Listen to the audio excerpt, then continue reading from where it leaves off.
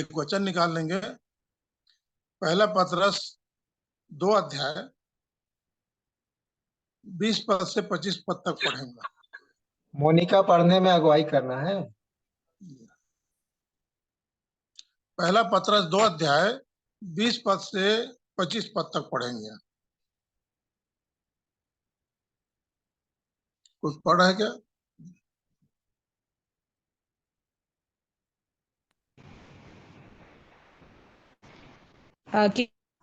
पहला पतरस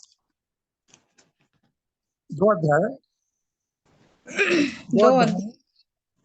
20 से 25 तक जी। क्योंकि यदि तुमने अपराध करके घूसे खाए और धीरज धरा तो इसमें क्या बड़ी बात है।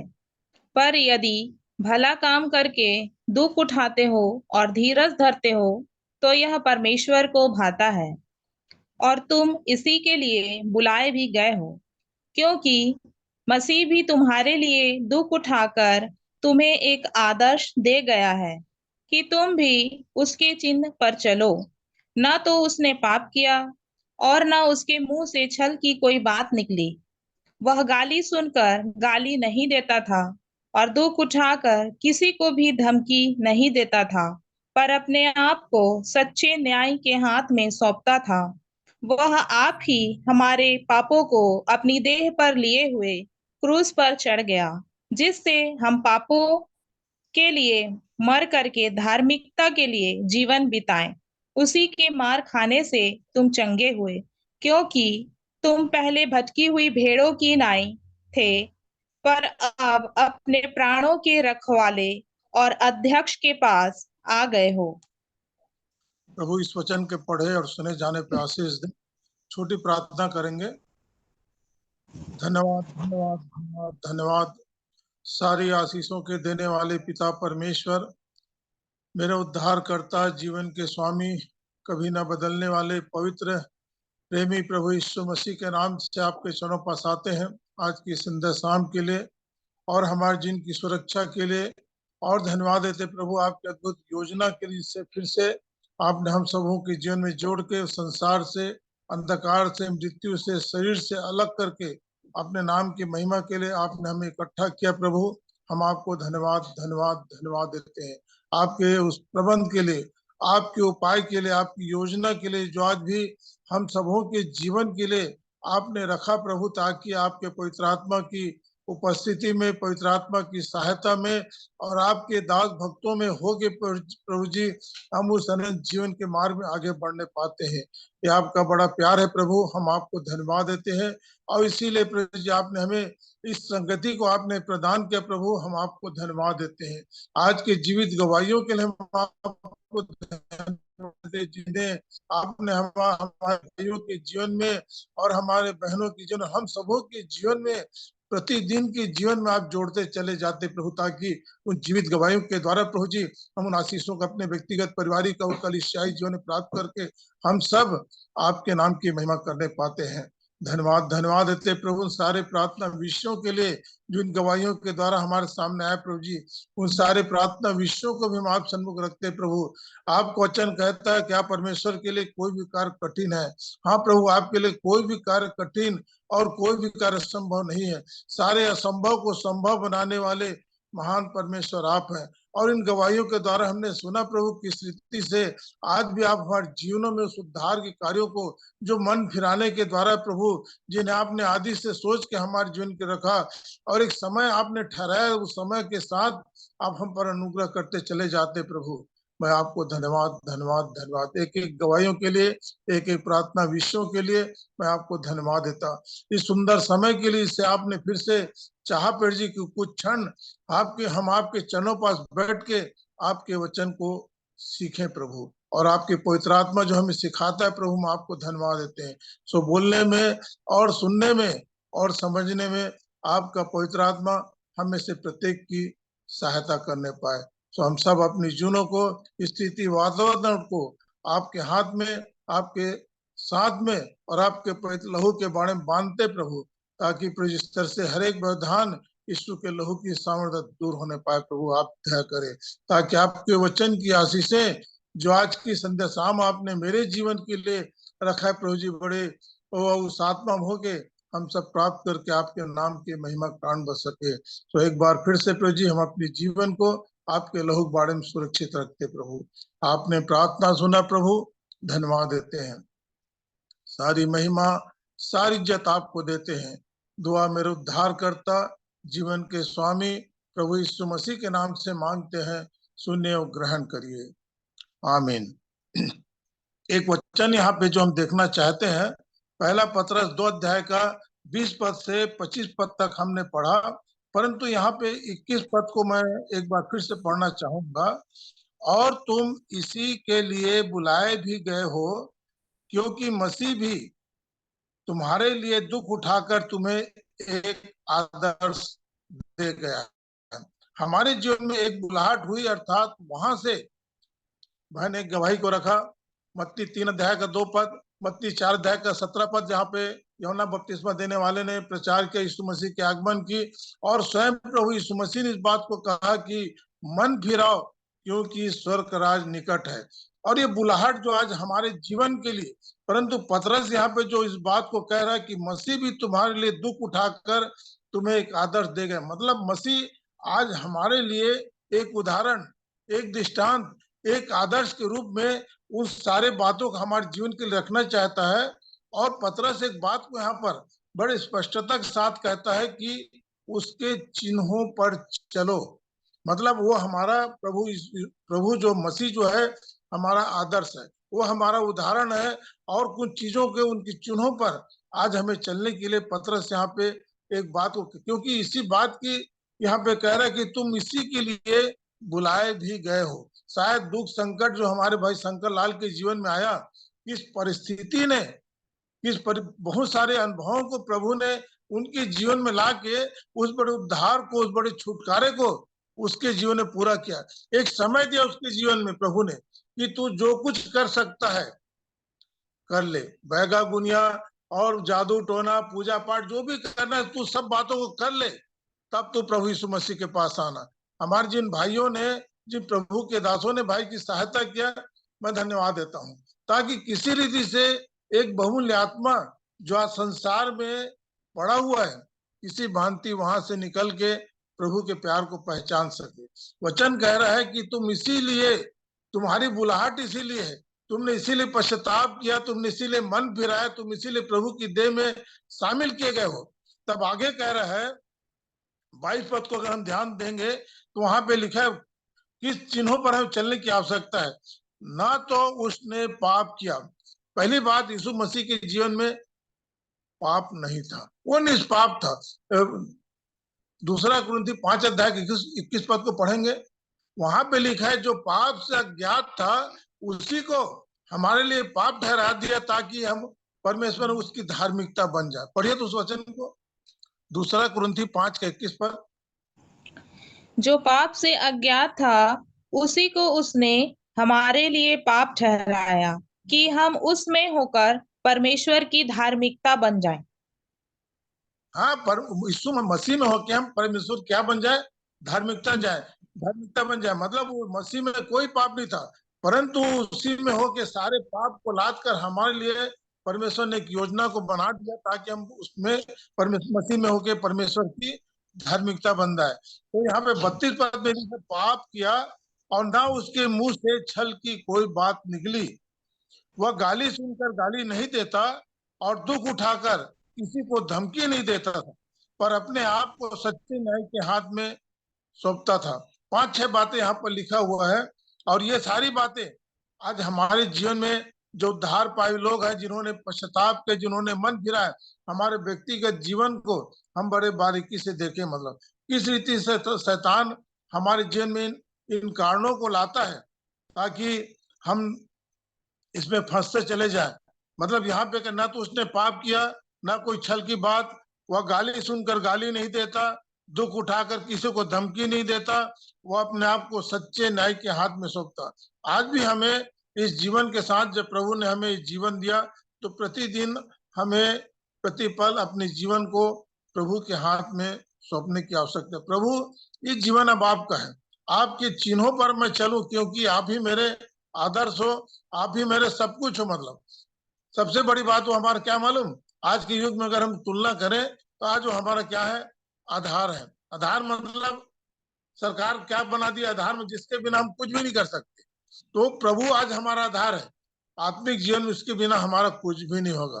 प्रभु यीशु मसीह हमारा आज क्या है, आधार है। वो आज हमारा उद्धार है। आज जो हमारा आदर्श है, उसके चिन्हों पे हमें चलने की आवश्यकता है। एक वचन हम देखेंगे, यूहन्ना 15 अध्याय गया, 13 अध्याय का 12 से 15 पद पढ़ेंगे। यूहन्ना 13 अध्याय 12 से 15 पद तक। जब वह उनके पांव धो चुका और अपने कपड़े पहनकर फिर बैठ गया तो उनसे कहने लगा, क्या तुम समझे कि मैंने तुम्हारे साथ क्या किया? तुम मुझे गुरु और प्रभु कहते हो और भला कहते हो, क्योंकि मैं वही हूँ। यदि मैंने प्रभु और गुरु होकर तुम्हारे पांव धोए, तो तुम्हें भी एक दूसरे के पांव धोना चाहिए, क्योंकि मैंने तुम्हें नमूना दिखा दिया है कि जैसा मैंने तुम्हारे साथ किया, वैसा ही तुम भी तुम भी वैसा ही करो। एक नमूना यहाँ पे लिखा है, क्योंकि मैंने तुम्हें नमूना दिखा दिया कि जैसा मैंने तुम्हारे साथ किया, तुम भी वैसा ही करो। प्रभु ने क्या किया अपने चेलों के साथ? यदि हम 4 पद से आगे पढ़ेंगे, इसी अध्याय का 4 पद से, तो वहां पे लिखा है, भोजन पर से उठकर अपने कपड़े उतार दिए और अंगोछा लेकर अपनी कमर बांधी और बर्तन में पानी भरकर चेलों के पांव धोने और जिस अंगोछे से उसकी कमर बंधी थी उसी से पोंछने लगा। मतलब एक सहभागिता का जीवन, प्रतिदिन के जीवन में प्रभु आज हमें, हमारे पैरों को और हमारे जीवन को प्रतिदिन उस धोना चाहता है। मतलब उस जब तक वचन के साथ या प्रभु के साथ या पवित्र आत्मा के साथ हमारी सहभागिता नहीं रहेगी, तो कैसे प्रभु हमें धोएगा? यहाँ पे पतरस क्या कह रहा है 6 पद में, जब वह शमौन पतरस के पास आया तब उससे कहा, हे प्रभु, क्या तू मेरे पांव धोता है? यीशु ने उसको उत्तर दिया कि जो मैं करता हूँ तू अब नहीं जानता, परंतु इसके बाद समझेगा। पतरस ने उससे कहा, तू मेरे पांव कभी न धोने पाएगा। यह सुनकर यीशु ने उससे कहा, यदि मैं तुझे ना धोऊं तो मेरे साथ तेरा कुछ भी साझा नहीं।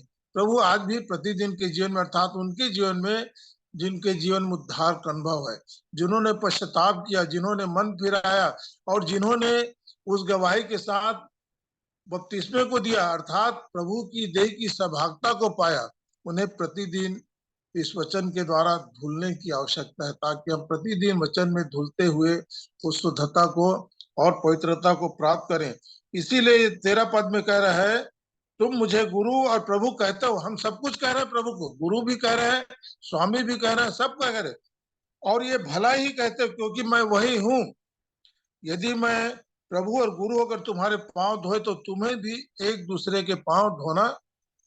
मतलब हमें आज छोटा छोटा छोटा, फिलिप्पी 2 अध्याय 5 पद को मैं उस दिन भी रखा था, परमेश्वर के तुल्य होकर भी अपने आप को उसके वश में रखने की वस्तु नहीं समझा, परंतु अपने आप को शून्य कर दिया और मनुष्य के रूप में, परंतु मनुष्य की समानता में आकर अपने आप को दीन किया। मतलब अपने आप को हम कितना छोटा छोटा छोटा, मतलब वो तो परमेश्वर का बेटा था, वो स्वयं परमेश्वर था, वो क्या नहीं कर सकता, सब कर सकता था, फिर भी अपने आप को मनुष्य को बचाने के लिए मनुष्य बन गया। और आगे लिखा है कि वो क्रूस की मृत्यु, हाँ, क्रूस की मृत्यु को भी उसने सह ली। और ये सारी चीजें ये 15 पद में कह रहे, क्योंकि मैंने तुम्हें नमूना दिखा दिया कि जैसा मैंने तुम्हारे साथ किया, वैसा तुम भी किया करो। आज हमारे लिए प्रभु की ओर से एक आज्ञा है कि जैसा प्रभु ने हमारे लिए एक नमूना बन के, एक आदर्श बन के, एक उदाहरण बन के, और उसको आज मतलब हमारे लिए एक आज्ञा के रूप में रखा है कि तुम भी इस चिन्हों पर चलो। पतरस अपनी पत्री में लिख रहा है, परंतु यहाँ पे 15 पद में कह रहा है कि तुम भी वैसा ही करो। हमें भी आज प्रभु के साथ सहभागिता रखते हुए औरों के साथ संगति रखते हुए, एक दूसरे की सहते हुए, उनकी निर्बलताओं में उन्हें उठाते हुए मसीह जीवन आगे बढ़ाने की आवश्यकता है। यदि मैं बड़ा हूं तो आज मुझे नीचे आने की आवश्यकता है। आत्मिक जीवन में बहुत आगे हो, परंतु एक आत्मा को बचाने के लिए, मेरे भाई बहनों के लिए मुझे क्या बनना है? आज छोटे बनने की आवश्यकता है, क्योंकि प्रभु सब कुछ छोड़ के, स्वर्गीय महिमा, स्वर्गीय सिंहासन, सारी चीजों को छोड़ के इस पृथ्वी पर चले आए। क्या जरूरत थी उसको आने की आज? परंतु वो परमेश्वर का बेटा था। परमेश्वर की आज्ञा को पूरा करने के लिए, परमेश्वर के काम को करने के लिए वो स्वयं अपने आप को छोटा बनाते गया, और छोटा बना के वो यहाँ पे आके उस उद्धार की योजना को उस कलवरी के क्रूस पर उसने पूरा किया। एक वचन हम और देखेंगे, मत्ती 11 अध्याय का 29 पद। मत्ती 11 का 29 पद पढ़ेंगे तो उसको। मत्ती 11 उसका 29। मेरा जुआ अपने ऊपर उठा लो और मुझसे सीखो, क्योंकि मैं नम्र और मन में दीन हूँ, और तुम अपने मन में विश्राम पाओगे। है ना? 30 पद में कह रहा है, क्योंकि मेरा जुआ सहज और मेरा बोझ और तो जुआ हल्का का हम सब, जुआ क्या चीज है? हल जोतने के समय बैलों के कांधे पे जो आड़ी लकड़ी रखी जाती थी ना, उसी को जुआ कहते हैं।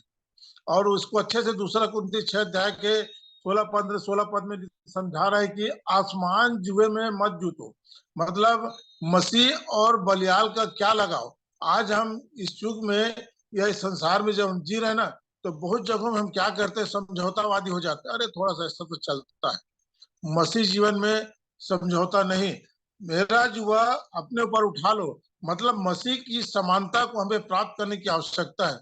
मसीह के समान, मतलब एक तरफ अगर मसीह है तो एक तरफ हमारा जीवन, तभी हम मसीह की उस समानता को हम प्राप्त करने पाएंगे, अन्यथा नहीं। यहाँ पे कह रहा है, मेरा जुआ अपने ऊपर उठा लो और मुझसे सीखो।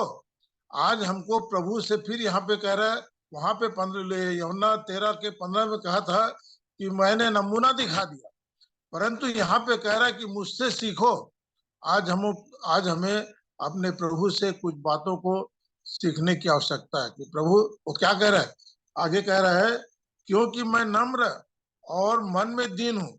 नम्रता अर्थात मत्ती 5 के 5 में कहता है कि धन्य वे हैं जो नम्र है, क्योंकि पृथ्वी के अधिकारी होंगे। परंतु मत्ती 5 के 3 में कहता है, धन्य वे हैं जो स्वर्ग के अधिकारी होंगे। तो यहाँ पे प्रभु जो था वो पृथ्वी का भी अधिकारी था और वो स्वर्ग का भी अधिकारी था। इसीलिए यहाँ पे कह रहा है कि क्योंकि मैं नम्र और मन में दीन हूँ, अर्थात दोनों का अधिकारी होके, और तुम अपने मन में विश्राम पाओगे, क्योंकि मेरा जुआ सहज और मेरा बोझ हल्का है। प्रभु का जुआ जो है, जब हम उसकी समानता में आ जाते हैं। कल हम एक वचन और देख रहे थे, यूहन्ना, पहला यूहन्ना 5 अध्याय के 3 पद देखे तो कल वो वचन खुला था। पहला यूहन्ना 5 अध्याय 3 पद खुला था। परमेश्वर का प्रेम यह है कि हम उसकी आज्ञाओं को माने, और उसकी आज्ञाएं कठिन नहीं। हाँ, परमेश्वर का प्रेम यह है कि हम उसकी आज्ञाओं को माने, माने, और उसकी आज्ञाएं कठिन कठिन नहीं है। नहीं है। कठिन हमने बना दिया। परमेश्वर मतलब वचन के अनुसार चलने के लिए अगर हमारा जीवन नहीं है तो ये हमारे लिए कठिन लगता है। परमेश्वर की कोई भी आज्ञाएं कठिन नहीं है। हम सरल भाषा में अपने बच्चों को कभी कोई कठिन आज्ञा नहीं देते। हम जानते हैं कि मेरा बच्चा इस काम को कर सकता है, तभी हम उस काम को उसको कराना चाहते हैं। परमेश्वर की आज्ञाएं कठिन नहीं है। अब इस मानो कठिन नहीं है मतलब नहीं है। हम सोच सकते हैं कठिन है, परंतु परमेश्वर की आज्ञाएं कठिन नहीं है। एक वचन और देखेंगे, मत्ती 11 यूहन्ना 13 अध्याय का 34 पद, इसको हमने देखा। यूहन्ना 13 का 34। मैं तुम्हें एक नई आज्ञा देता हूँ कि एक दूसरे से प्रेम रखो। जैसा मैंने तुमसे प्रेम रखा है, वैसा ही तुम भी एक दूसरे से प्रेम रखो। इस परमेश्वर ने आदम को बनाया। उत्पत्ति 1 के 26-27 में ले जा रहा हूँ आप लोग को। परमेश्वर ने आदम कितनी आज्ञा दिया? एक आज्ञा। कहा कि तुम इस वृक्ष के फल को मत खाना। आदम ने क्या किया? इस आज्ञा को तोड़ दिया। तोड़ दिया।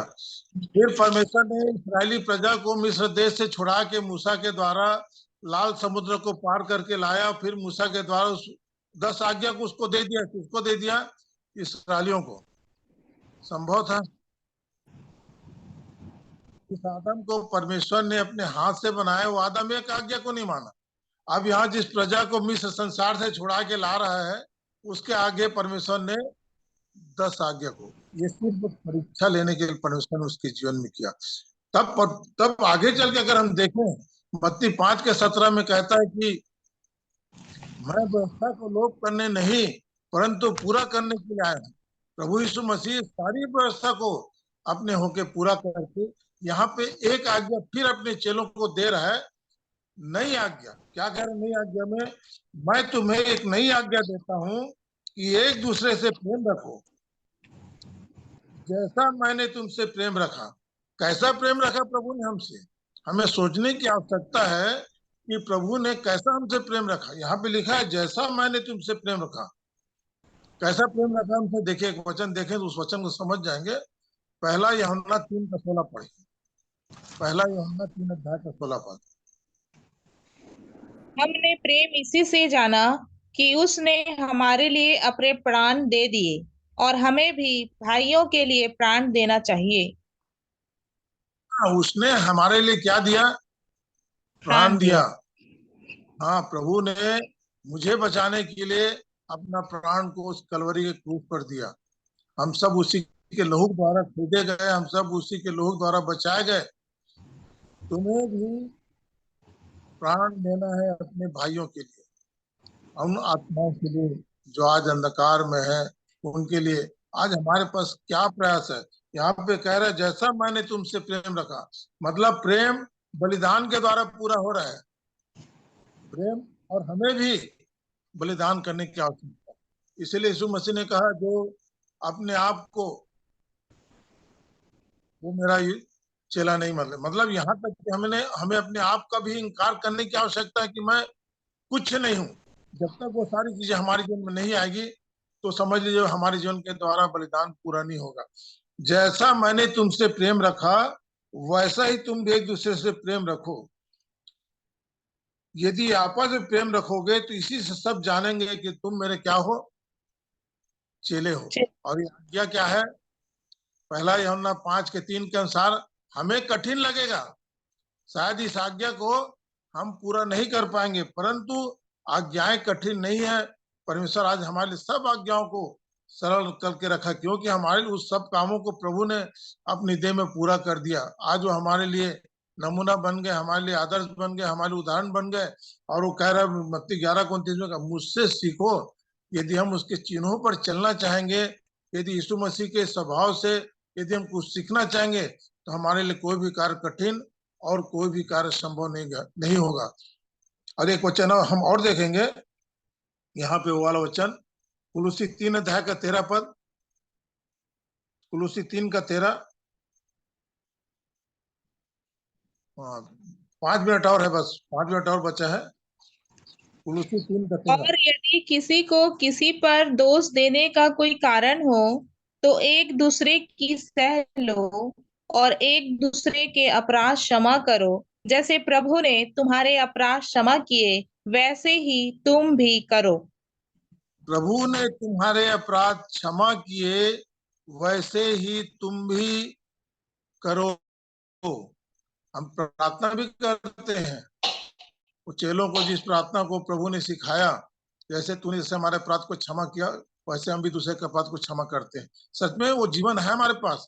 प्रभु वही जीवन हमारे जीवन में चाहता। क्या करे तेरे, और यदि किसी को किसी पर दोष देने का कारण हो तो एक दूसरे की सह लो। सहनशीलता का जीवन जो प्रभु के पास था, जिसको हमने पतरस की पत्री में देखा, सहनशीलता का जीवन, और एक दूसरे की सह लो और एक दूसरे के अपराध को जब तक हम सहेंगे नहीं, सहने का जीवन हमारे पास नहीं रहेगा तो क्षमा करने का जीवन हमारे पास नहीं रहेगा।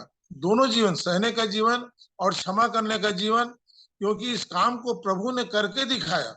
हमारे पाप, यशया कहता है ना, हमारे पाप लाही रंग के थे, अर्गवानी रंग के थे, ऐसे पाप को प्रभु ने अपने लहू में धो के हमें क्या कर दिया, शुद्ध कर दिया और भुला दिया, बिसरा दिया। और आगे वचन में कहता है गहरे समुद्र में डाल दिया, पीठ के पीछे फेंक दिया और न स्मरण करने की आपने प्रतिज्ञा किया। कितनी बड़ी प्रतिज्ञा प्रभु ने हमारे जीवन के लिए किया कि हमारे उन अनगिनत पापों को क्षमा करके, और तब कहता है जैसे प्रभु ने तुम्हारे अपराध किए वैसे ही तुम भी क्षमा करो। आज हमें भी, हमारे पास भी एक क्षमा का जीवन प्रभु हमारे जीवन से चाहता है, ताकि हम प्रभु के पथ चिन्हों पर चलें। और शायद इसी के लिए हमारी बुलाहट भी हुई। वचन में लिखा है ना, तुम इसी के लिए बुलाए गए हो। हमारी बुलाहट प्रभु के आदर्शों पर, प्रभु के नमूने पर और प्रभु के इन चिन्हों पर चलने के लिए हमारी बुलाहट हुई। इसीलिए अपने चेलों का तुम मुझे गुरु कहते हो, भला कहते हो, मैं तो गुरु हूँ, परंतु मेरे चिन्हों पर यदि चलोगे तभी तो मैं गुरु होऊंगा भाई। हमें, क्योंकि हम उसे क्या है, अनुयायी प्रभु के। वो हमारा सब कुछ है, वो हमारा राजा है, वो हमारा प्रभु है, वो हमारा पति है, सारी बातें हमारे लिए ठीक है। परंतु जब तक हम उसके आदर्श को नहीं अपनाएंगे, जब तक उसके चिन्हों पर हम नहीं चलेंगे तो कैसे होगा। एक वचन और देखेंगे, यूहन्ना 15 अध्याय का 10 पद, यूहन्ना 15 का 10। यदि तुम मेरी आज्ञाओं को मानोगे तो मेरे प्रेम में बने रहोगे, जैसा कि मैंने अपने जैसा कि मैंने अपने पिता की आज्ञाओं को माना है और उसके प्रेम में बना हुआ हूँ। यदि तू मेरी आज्ञाओं को, मतलब यदि सब जो है बड़ा खतरनाक है। यदि ऐसा है तो ठीक है, नहीं है तो नहीं है। तुम भी अपने जगह में, हम भी अपने जगह में। यदि तुम मेरी आज्ञाओं को मानोगे तो ठीक है ना। तो यदि हम प्रभु की आज्ञाओं को मानेंगे या उसके चिन्हों पर चलेंगे तो, या उसके आदर्श को मानेंगे तो, या उसके नमूने पे चलेंगे तो मेरे चेले बने रहेंगे। ये शिष्यता का जीवन जो आप प्रभु ने हमें दिया, आगे बहुत लंबा जीवन है। प्रभु ने पहले हमें क्या दिया, मन फिराव के द्वारा शिष्यता का जीवन दिया, चेले का जीवन दिया। चेले के लिए बहुत सारी बातें लूका 14 का 26 में, 9 का 23, बहुत सारी बातें लिखा हुआ है कि तू ये नहीं, ऐसा नहीं, तू मेरा चेला नहीं हो सकता। यहाँ भी लिखा, और वे प्रेम में बने रहोगे जैसा कि मैंने अपने पिता की आज्ञाओं को माना है। मतलब प्रभु इस बात को माना है और अपने उस वचन में कह रहा है कि जैसा कि मैंने अपने पिता की आज्ञाओं को माना है और उसके प्रेम में मैं बना रहता हूँ। प्रेम क्या है? यूहन्ना 4 के पहला यूहन्ना पत्री के 4 के 7 अध्याय में लिखा है, प्रेम परमेश्वर है, प्रेम स्वयं परमेश्वर है। इस प्रेम में, अर्थात परमेश्वर में हमें बने रहने की आवश्यकता है, क्योंकि प्रभु यीशु मसीह पिता की आज्ञाओं को मानकर पिता में हमेशा बने रहता था। और वही आज्ञा आज हमारे जीवन के लिए, प्रेम जो स्वयं परमेश्वर है, जो प्रेम हमारे अंदर पवित्र आत्मा के द्वारा हमारे मनों में डाला गया है। कल ही शायद वचन खुला था, रोमी 5 अध्याय के 5 पद, उसको पढ़ के फिर प्रार्थना करेंगे। रोमी 5 अध्याय के 5 पद। और आशा से लज्जा नहीं होती, क्योंकि पवित्र आत्मा जो हमें दिया गया है उसके द्वारा परमेश्वर का प्रेम हमारे मन में डाला गया है। अब परमेश्वर का प्रेम जो स्वयं परमेश्वर है, जो पवित्र आत्मा के द्वारा हमारे अंदर डाला गया, और डाला गया तो उस प्रेम में हम बने रहें, क्योंकि प्रभु यीशु मसीह भी अपने पिता की आज्ञाओं को मान के उस प्रेम में बना रहा। और आज वही आज्ञा आज हमारे जीवन के लिए कि हम उसके प्रेम में बने रहें। और पतरस इसी बात को अपनी पत्री में जब लोगों के ऊपर संकट आया और दुख आया, तब 20 पद में इस बात समझा रहा था कि यदि तुमने अपराध करके गुस्से खाए और धीरज धरा तो इसमें क्या बड़ाई की बात, पर यदि भला काम करके दुख उठाते और धीरज धरते हो तो यह परमेश्वर को भाता है। हम अगर कोई गलती करके कोई हमें मारे तो इसमें भलाई की क्या बात है, परंतु यदि हम निर्दोष हैं, मसीह के कारण से यदि हम दुख उठा रहे हैं तो ये भला कर रहे हैं, ये भलाई की बात है। और शायद यही हमारी बुलाहट है, ताकि हम मसीह के उस आदर्श पर, उसके चिन्हों पर, जिसको हमने देखा कि ना तो उसने कोई पाप किया, ये पाप के कारण से सारी बातें हमारे जीवन में आती है, जो जिसे शायद हम अपने जीवन में गलती समझे या गिरावट समझे, परंतु यहाँ पे लिखा है ना तो उसने पाप किया और ना उसके मुंह से कभी कोई छल की बात निकली। मतलब उस प्रभु के जीवन को या उसके स्वभाव को, जो फिलिप्पी 2 अध्याय के 5 पद में, 5 से 9-10 पद में है, उस स्वभाव को हम मांगते हैं प्रभु, जैसा मसीह यीशु का, पौलुस भी इस बात को कहा अपने वचन में, जैसा मसीह यीशु का स्वभाव था वैसा तुम्हारा भी स्वभाव हो। तो मसीह के स्वभाव की कामना करते हुए हमें अपने जीवन को प्रभु के हाथ में सौंपना है और प्रतिदिन के जीवन में, दिनचर्या में अपने जीवन की दशा को देखते रहना है, आकलन करते रहना कि आज मुझसे कहाँ पर चूक हुआ। तो अवश्य प्रभु हमें प्रतिदिन के जीवन में अपने वचन के द्वारा धोते हुए शुद्धता और पवित्रता के साथ उस ऊंचाई के जीवन को प्रदान करेगा। सो प्रभु इस वचनों के साथ मुझे और हम सबों को आशीष दे और आशीषित करे। तो धन्यवाद देते हैं प्रभु को।